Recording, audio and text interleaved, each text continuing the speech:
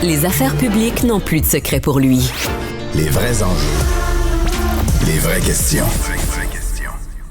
Plusieurs sujets avec notre prochain invité, le ministre québécois de l'Éducation, Bernard Drinville. Bonjour, M. Drinville. Bonjour Mario. Commençons parce qu'il était à la une du journal aujourd'hui. Bon, il y avait enquête, on le savait, sur 17 écoles concernant le respect de l'esprit et de la lettre de la loi sur la laïcité, la présence de phénomènes religieux dans les écoles qui empêchent d'enseigner toute la matière ou toutes les matières complètement. Vous avez de l'ouvrage? Oui, hein? Hey! Pas mal d'ouvrages. Est-ce d'abord, que la loi actuelle est-tu respectée? Moi, je lis ça, j'ai l'impression que même la loi actuelle est pas suffisante, mais même plus respectée. Elle n'est pas suffisamment respectée. Bon. Et elle n'est pas suffisante.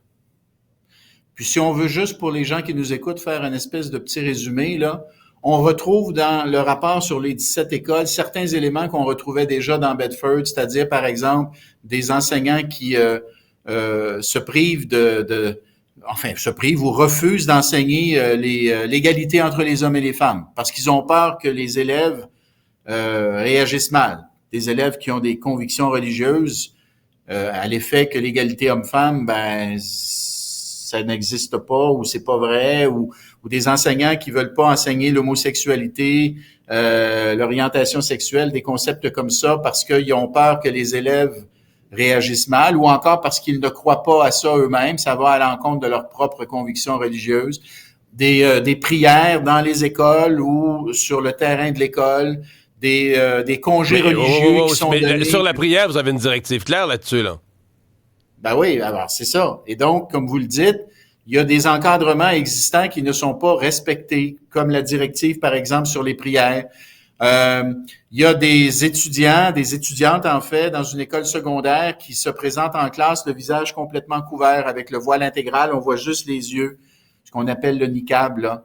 Bon, moi, honnêtement, je trouve ça inconcevable qu'on accepte ça dans une école québécoise.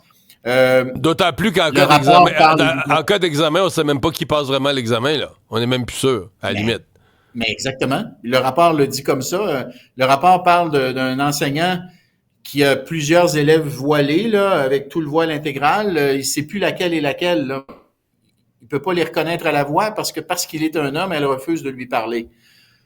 Fait que le français aussi est un enjeu, c'est-à-dire que le rapport dit que il y a des écoles où les enseignants se parlent dans une autre langue que le français devant les élèves. Alors qu'on veut évidemment donner l'exemple, on veut que le personnel scolaire donne l'exemple, surtout qu'on a beaucoup d'élèves immigrants dans nos écoles québécoises. Le rapport dit aussi, Mario, puis ça c'est important, pose la question de l'interdiction sur les signes religieux. En fait, le rapport dit il faut s'interroger sur le fait que seulement les enseignants et les directions d'école soient visés par l'interdiction. Parce que le rapport dit, écoutez, là, une éducatrice en service de garde qui s'en va dans une classe comme aide à la classe, dans certains cas, elle a un rapport d'autorité aussi fort que l'enseignante parce qu'elle a connu l'enfant ou les enfants parce qu'ils sont au service de garde, mettons depuis un certain nombre d'années. Alors, elle va en classe, elle porte un signe religieux. Est-ce qu'elle devrait continuer à porter son signe religieux? Parce qu'elle a une autorité sur l'élève, là. Ouais. Alors, le rapport dit, si on a interdit les signes religieux pour les enseignantes parce qu'elles ont un lien d'autorité sur les élèves, les éducatrices en service de garde, dans certains cas, ont aussi un lien d'autorité, les psychoéducatrices, les orthophonistes. Fait que le rapport nous dit, il faut que vous vous interrogiez sur, dans le fond, l'idée d'étendre l'interdiction à d'autres employés de l'école. Moi, monsieur le ministre, je mets pas en doute votre parole, votre détermination à régler ces problèmes-là. Je me demande juste, je le dis sincèrement, est-ce qu'on est rendu trop loin? Je lis votre rapport, je me demande est-ce qu'on est rendu trop loin, en d'autres termes. J'entends, puis vous l'avez utilisé le mot la peur. Donc les enseignants mais les enseignants qui pensent que le programme est bon ont peur de l'enseigner parce qu'ils ont peur de la réaction religieuse des élèves. Dans d'autres cas, là, c'est l'enseignant. Les élèves pourraient être intéressés à recevoir la matière, mais c'est le prof qui est religieux. Dans tous les cas, je sens que les directions d'école ont peur de faire appliquer les lois.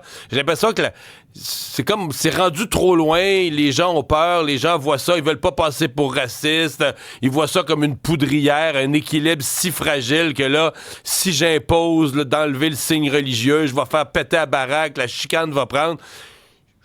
Écoute, je veux pas être pessimiste, mais j'ai l'impression qu'on la religion rentrée dans nos écoles, le bras est rentré profond dans le tordeur, si vous tirez là-dessus, là, ça va arracher la manche, puis de la peau, puis des doigts, là.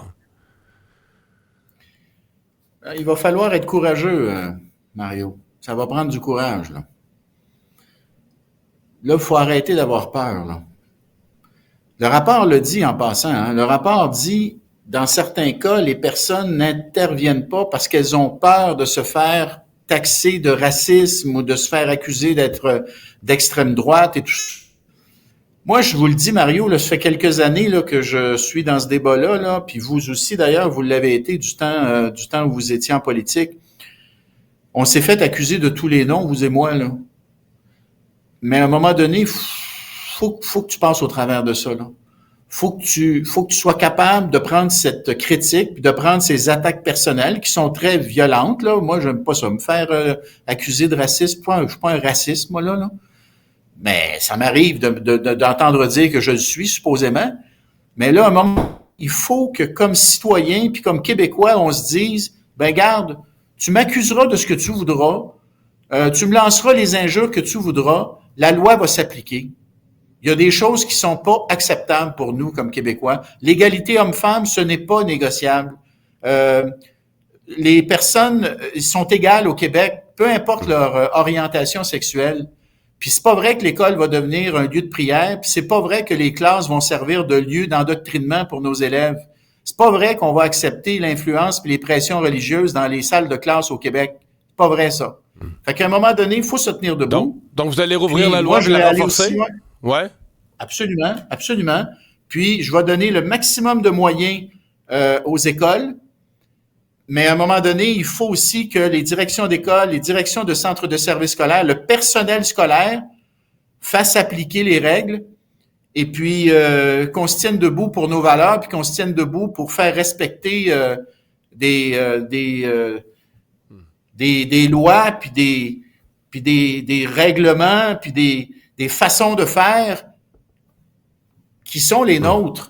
On veut une école laïque, c'est pas compliqué. On veut une école laïque à l'abri des pressions religieuses puis de l'influence religieuse parce qu'on veut protéger nos enfants. L'école existe pour les enfants, Mario. Alors, moi, je vais aller de l'avant, je vais clarifier des choses, je vais renforcer d'autres choses, puis il va falloir que tout le monde ensemble, là, on se tienne, puis qu'on applique les règles, puis qu'on applique les lois, puis qu'on fasse respecter nos valeurs. Et dernière question, on vous reproche, sur un autre ordre d'idée, on vous reproche cette journée là, sur l'intimidation, le temps d'arrêt national ou en simultané. Vous allez demander à toutes les écoles là, d'écouter un message que vous passeriez 9h45 lundi le 17 mars. Ça semble très mal passé dans le milieu scolaire. Il y en a qui trouvent ça inutile, d'autres pas faisable, d'autres disent le ministre veut qu'on le voit partout. Allez-vous reculer là-dessus? Non. Pas pantoute. Mario, c'est une réalité. L'intimidation puis la violence, c'est une réalité dans nos écoles. Il y a eu assez de reportages, on le sait. On met en place pour la première fois une semaine sur le civisme et le respect.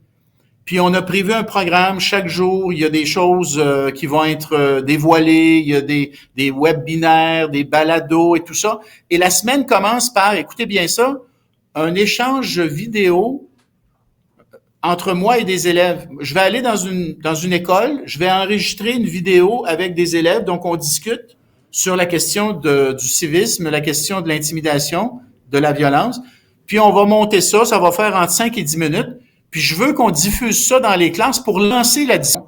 Et là, mon gars, les syndicats montent au front, nous menacent de griefs, puis là, ils disent, écoutez, là, vous auriez dû nous demander notre approbation, vous auriez dû nous consulter parce que là, c'est une tâche additionnelle pour les profs. Vous modifiez l'horaire des élèves sans nous avoir consultés. Vous modifiez les tâches des profs sans nous avoir consultés. Vous rendez obligatoire des formations sans en avoir convenu avec les profs.